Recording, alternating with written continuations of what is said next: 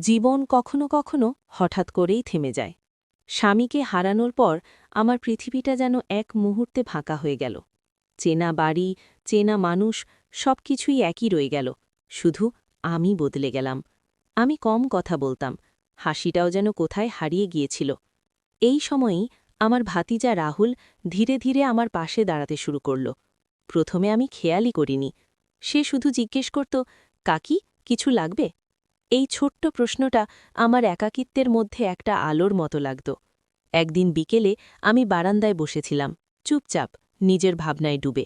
রাহুল এসে পাশে বসল, কিছু বলল না, শুধু চুপচাপ থাকল। আমি বুঝলাম, সবসময় কথা বলতে হয় না, কিছু উপস্থিতি নিজেই কথা বলে। ধীরে ধীরে আমি আবার কথা বলতে শুরু করলাম, হাসতেও। রাহুল কখনো বাড়াবাড়ি করেনি, কোনো প্রশ্নে অস্বস্তি দেয়নি, শুধু পাশে থেকেছে, নীরবে, সম্মানের সাথে। আমি ভাবতে লাগলাম, মানুষের জীবনের সবচেয়ে বড় জিনিসটা হয়তো ভালোবাসা নয়, বরং বোঝাপড়া আর পাশে থাকা। আর সেই জায়গাটাতেই রাহুল আমার জীবনে একটা নতুন অর্থ এনে দিল। ভালোবাসা সবসময় একই রকম হয় না, কখনো তা নীরব যত্ন, কখনো তা ভরসার হাত। রাহুলের উপস্থিতি এখন আমার দিনের একটা অংশ হয়ে গেছে। সে কিছু জোর করে না, কিছু জানতে চায় না, তবু সব বুঝে যায়। একদিন সকালে আমি একা বসে পুরনো অ্যালবাম দেখছিলাম, চোখের কোণে জল চলে এসেছিল, নিজেও খেয়াল করিনি। হঠাৎ রাহুল এসে দাঁড়াল, কিছুক্ষণ কিছু বলল না, তারপর ধীরে বলল, কাকি, কষ্ট হলে বলতে পারেন। এই কথাটা শুনে আমি থেমে গেলাম। অনেক দিন পর কারো সামনে নিজেকে দুর্বল মনে হল না। আমি বললাম, সবকিছু বলা যায় না রে। রাহুল শান্ত গলায় বলল, না বললেও সমস্যা নেই, আমি আছি। এই আমি আছি দুটি শব্দ, কিন্তু আমার ভেতরের শূন্যতায় একটা ভরসার জায়গা তৈরি করল। সেদিন প্রথমবার আমি একটু হেসেছিলাম, নিজের অজান্তেই। আমি বুঝলাম, এই সম্পর্কের গভীরতা কোনো নামের মধ্যে বাধা নয়। এটা এমন এক টান, যেখানে কেউ কাউকে টেনে আনে না, কিন্তু ছেড়েও যায় না। রাহুল আমার জীবনে কিছুই বদলাতে আসেনি, সে শুধু পাশে দাঁড়িয়েছে। আর সেটাই সবচেয়ে বড় পরিবর্তন। জীবন থেমে থাকে না, আমরাই থেমে যাই। রাহুলের আমি আছি কথাটা সেদিন থেকে বারবার মনে পড়ছিল। আমি বুঝতে পারছিলাম, আমি শুধু অতীত আঁকড়ে ধরে আছি, বর্তমানটা বাঁচছি না। একদিন সকালে আমি নিজেই সিদ্ধান্ত নিলাম, আজ বাইরে বের হব। অনেক দিন পর আলমারির সামনে দাঁড়িয়ে একটা হালকা শাড়ি বেছে নিলাম। নিজেকে আয়নায় দেখে মনে হলো, আমি এখনও সেই মানুষটাই আছি, শুধু ভুলে গিয়েছিলাম। আমি বের হতে যাচ্ছিলাম, হঠাৎ রাহুল সামনে পড়ে গেল। সে অবাক হয়ে বলল, কাকি, আজ তো আপনাকে অন্যরকম লাগছে। আমি হালকা হেসে বললাম, নিজেকে একটু নতুন করে দেখতে ইচ্ছে করল। রাহুলের চোখে একটা খুশির ঝলক দেখলাম। সে বলল, এইভাবেই থাকবেন, ভালো লাগে। এই ছোট্ট প্রশংসাটা আমার ভেতরে এক অদ্ভুত সাহস এনে দিল। সেদিন বাইরে গিয়ে আমি বুঝলাম, জীবন এখনো শেষ হয়ে যায়নি, শুধু থেমেছিল। ফিরে এসে বারান্দায় দাঁড়িয়ে ভাবছিলাম, কেউ যদি পাশে থাকে তাহলে আবার শুরু করা যায়। রাহুল সেই মানুষটা যে আমাকে সামনে এগোতে শিখিয়েছে, পিছনে টেনে ধরেনি। জীবনে কখনো কখনো একটা ছোট্ট সিদ্ধান্তই সব কিছু বদলে দেয়। সেদিন বিকেলে পাড়ার এক পরিচিত দিদি এলেন। কথা বলতে বলতে হঠাৎ বললেন, আপনি তো আগে খুব সুন্দর করে পড়াতেন, আবার শুরু করবেন না? আমি একটু থমকে গেলাম। অনেক দিন আগের কথা, আমি পড়াতে ভালোবাসতাম, কিন্তু এখন আমি কি পারব? সন্ধ্যায় বারান্দায় বসে এই কথাটাই ভাবছিলাম। মনের ভেতর দ্বিধা, চাইও আবার ভয়ও লাগছে। ঠিক তখনই রাহুল এসে বসল পাশে। সে বুঝে ফেলল আমি কিছু একটা নিয়ে ভাবছি। তাকে কিছু চিন্তা করছেন? সে জিজ্ঞেস করল। আমি ধীরে বললাম, আবার পড়ানো শুরু করার কথা বলছে সবাই, কিন্তু জানি না পারব কিনা। রাহুল একটু চুপ করে থেকে বলল, আপনি আগে যেটা ভালোবাসতেন সেটা আবার শুরু করতে ভয় কেন? আমি তাকালাম ওর দিকে। এই প্রশ্নটা আমার নিজের কাছেই করা দরকার ছিল। সে আবার বলল, আপনি একা নন, যা লাগবে আমি আছি। এই কথাটা শুনে আমার ভেতরের দ্বিধাটা ধীরে ধীরে কমে গেল। আমি বুঝলাম, ভয়টা আসলে বাইরের নয়, আমার নিজের ভেতরের। সেদিন রাতে আমি ঠিক করলাম, আমি আবার শুরু করব, ছোট করে, ধীরে ধীরে, কিন্তু নিজের মতো করে। কিছু সম্পর্ক কথায় নয়, অনুভূতিতে গড়ে ওঠে।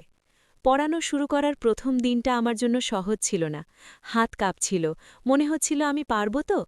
দিন শেষে বাড়ি ফিরে আমি ক্লান্ত হয়ে বসে পড়লাম। মনে হচ্ছিল আমি যেন অনেক বড় একটা লড়াই শেষ করেছি। ঠিক তখনই রাহুল এসে দাঁড়ালো সামনে। কেমন গেল আজ? সে জিজ্ঞেস করল। আমি একটু চুপ করে থেকে বললাম, ভয় লাগছিল, কিন্তু শেষে ভালোই লাগল। রাহুলের মুখে হাসি ফুটে উঠল। আমি জানতাম আপনি পারবেন। এই সহজ কথাটার ভেতরে এতটা বিশ্বাস ছিল যে আমার চোখে জল চলে এলো। আমি নিজেও বুঝতে পারিনি কবে উঠে দাঁড়িয়ে ওর দিকে এগিয়ে গিয়েছিলাম। শুধু এতটাই, আমি হালকা করে ওর কাঁধে হাত রাখলাম, একটা নীরব কৃতজ্ঞতা। রাহুলও কিছু বলল না, শুধু বলল, আপনি আবার আগের মতো হচ্ছেন, ভালো লাগছে। এই মুহূর্তে কোনো বাড়াবাড়ি নেই, কোনো অস্বস্তি নেই, শুধু এক ধরনের গভীর মমতা। আমি বুঝলাম, ভালোবাসা মানে সবসময় কাউকে নিজের করে নেওয়া নয়, কখনো কখনো কাউকে আবার নিজের মতো করে বাঁচতে সাহায্য করা। আর রাহুল ঠিক সেটাই করছে। জীবনে যখন আবার আলো ঢোকে, তখন পুরনো অন্ধকারটা ধীরে ধীরে পিছিয়ে যায়। পড়ানো এখন আমার প্রতিদিনের অংশ। ছোট ছোট বাচ্চাদের হাসি, তাদের প্রশ্ন, তাদের আগ্রহ, সব মিলিয়ে আমার দিনগুলো আবার ভরে উঠছে। একদিন ক্লাস শেষে একটা ছোট্ট মেয়ে এসে বলল, আপা, আপনি খুব সুন্দর করে বোঝান। এই কথাটা শুনে আমার চোখ ভিজে উঠল। এতদিন পর নিজেকে আবার দরকারি মনে হল। বাড়ি ফিরে আমি এই ঘটনাটা রাহুলকে বললাম। সে মন দিয়ে শুনল, তারপর হেসে বলল, আমি তো আগেই বলেছিলাম আপনি পারবেন। আমি হেসে ফেললাম। এখন আর সেই আগের দ্বিধা নেই, বরং একটা আত্মবিশ্বাস তৈরি হয়েছে। কিন্তু এই পরিবর্তনের ভেতরেও একটা জিনিস একই আছে, রাহুলের নীরব সমর্থন। সে কখনো সামনে এসে নিজেকে বড় করে দেখায় না, কিন্তু পেছন থেকে আমাকে শক্ত করে রাখে। একদিন রাতে আমি বারান্দায় দাঁড়িয়েছিলাম, বাইরের আবহাওয়া অনুভব করতে করতে আমি ভাবছিলাম, আমি আবার বাঁচতে শিখছি, আর সেই শেখার পেছনে একটা মানুষ আছে যে আমাকে কখনো একা মনে হতে দেয়নি। রাহুল এসে পাশে দাঁড়াল, ধীরে বলল, খুশি তো? আমি হাসলাম, হ্যাঁ, অনেক দিন পর। এই খুশি শব্দটার ভেতরে অনেক কষ্টের গল্প লুকানো ছিল, কিন্তু আজ সেটা আর ভারী লাগছিল না। কিছু স্পর্শ কথার থেকেও বেশি কিছু বলে, যদি তাতে থাকে মমতা। সেদিন সন্ধ্যায় আমি একটু ক্লান্ত ছিলাম, সারা দিন পড়িয়ে শরীরটা ভার লাগছিল। রাহুল কাছে এসে বলল, আজ একটু বেশি কষ্ট হয়ে গেছে তাই না? আমি হালকা হেসে বললাম, হ্যাঁ, কিন্তু ভালো লাগছে। সে পাশে বসে রইল, কিছুক্ষণ নীরবতা। আমি বুঝতে পারছিলাম এই নীরবতাটা আর আগের মতো একাকী নয়। হঠাৎ আমি ধীরে ওর হাতের উপর আমার হাত রাখলাম, খুব স্বাভাবিকভাবে, একটা ধন্যবাদ জানানোর মতো। রাহুল একটু চমকে তাকালো, কিন্তু কিছু বলল না। তার চোখে ছিল শুধু একটা শান্ত সম্মান। সে ধীরে বলল, আপনি শক্ত হয়ে উঠছেন, দেখে ভালো লাগছে। আমি হাতটা সরিয়ে নিলাম, কিন্তু মনটা অদ্ভুতভাবে হালকা হয়ে গেল। সেই মুহূর্তে বুঝলাম, এই সম্পর্কের গভীরতা কোনো অন্য কিছুর মধ্যে নয়, বরং এই ভরসা আর সম্মানের মধ্যেই। আমরা কেউ সীমা ভাঙিনি, কিন্তু তবু একটা নতুন বোঝাপড়া তৈরি হল। গভীরতা সবসময় কাছে টানে না, কখনো কখনো মানুষকে দাঁড় করিয়ে দেয় নিজের পায়ে। দিনগুলো বদলাচ্ছিল, আমি এখন শুধু বেছে নেই, আমি আবার নিজের মতো করে বাঁচছি। এই পরিবর্তনের মাঝেও একটা জিনিস ধীরে ধীরে আরও স্পষ্ট হচ্ছিল, রাহুল শুধু আমার পাশে নেই, সে আমার শক্তি হয়ে উঠছে। একদিন ক্লাস থেকে ফিরে আমি খুব ক্লান্ত ছিলাম, কিন্তু আজ ক্লান্তির মধ্যে একটা আনন্দও ছিল। রাহুল জিজ্ঞেস করল, আজ এত হাসছেন কেন? আমি হেসে বললাম, আজ একটা বাচ্চা বলল আমি নাকি ওর সবচেয়ে প্রিয়। রাহুল একটু চুপ করে থাকল, তারপর বলল, আপনি অনেকের জীবনেই এভাবে জায়গা করে নেবেন। এই কথাটা শুনে আমার বুকটা হালকা কেঁপে উঠল। আমি বুঝলাম, এই সম্পর্কটা এখন শুধু একটা সহানুভূতি নয়, এটা এমন একটা জায়গায় পৌঁছেছে যেখানে দুজন মানুষ একজন আরেকজনকে ভালো মানুষ হতে সাহায্য করে। সেদিন রাতে আমি নিজের ঘরে বসে ভাবছিলাম, আমি কি আগের সেই ভেঙে পড়া মানুষটা? না, আমি এখন অন্য কেউ। আমি এই বদলটার পেছনে একটা মানুষ নিঃশব্দে ছিল। আমি ধীরে দরজার দিকে তাকালাম, রাহুল দাঁড়িয়েছিল। সে বলল, কাকি, আপনি গর্ব করার মতো মানুষ। আমি কিছু বলতে পারলাম না, শুধু মাথা নাড়লাম, কারণ বুঝে গিয়েছিলাম এই সম্পর্কের গভীরতা কোনো অনুভূতির চেয়েও বড়। এটা এমন এক বন্ধন যেখানে কেউ কাউকে নিজের জন্য চায় না, কিন্তু একে অপরকে হারাতেও চায় না। সব সম্পর্কের শেষ একসাথে থাকায় হয় না, কিছু সম্পর্ক মানুষকে নিজের মতো করে দাঁড়াতে শেখায়।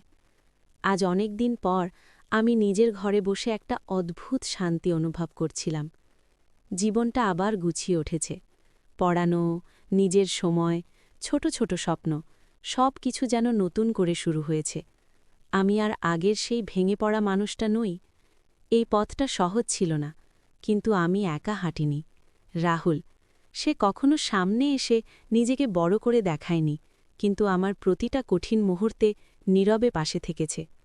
একদিন বিকেলে আমি বারান্দায় দাঁড়িয়েছিলাম। হাওয়াটা নরম, মনটা শান্ত। রাহুল পাশে এসে দাঁড়াল। সে ধীরে বলল, কাকি, আপনি এখন অনেক শক্ত। আমি হালকা হেসে বললাম, শক্ত হতে হয়, না হলে জীবন থেমে যায়। কিছুক্ষণ আমরা চুপ করে রইলাম। তারপর আমি বললাম, তুই না থাকলে হয়তো আমি এতদূর আসতে পারতাম না। রাহুল একটু মাথা নাড়ল। আমি কিছুই করিনি, আপনি নিজেই সব করেছেন। এই কথাটার ভেতরেই সব সত্যি ছিল। আমি বুঝলাম, আমাদের সম্পর্কের সবচেয়ে বড় সৌন্দর্য এটাই যে আমরা একে অপরকে বদলাতে চাইনি, শুধু শক্ত করে তুলেছি। রাহুল নিজের জীবনের পথে এগিয়ে যাবে, আমি আমার পথে। কিন্তু এই পথ চলায় আমরা একে অপরের একটা অংশ হয়ে থাকব, চিরকাল। তো বন্ধুরা, ভিডিওটি ভালো লাগলে কমেন্টে জানাবেন। এই রকম ভালোবাসার গল্প শুনতে চাইলে চ্যানেলটি সাবস্ক্রাইব করুন এবং পাশে থাকুন আর আপনার বেল আইকনটা বাজিয়ে রাখুন, যাতে নতুন ভিডিও আপলোড করা মাত্র আপনারা দেখতে পান।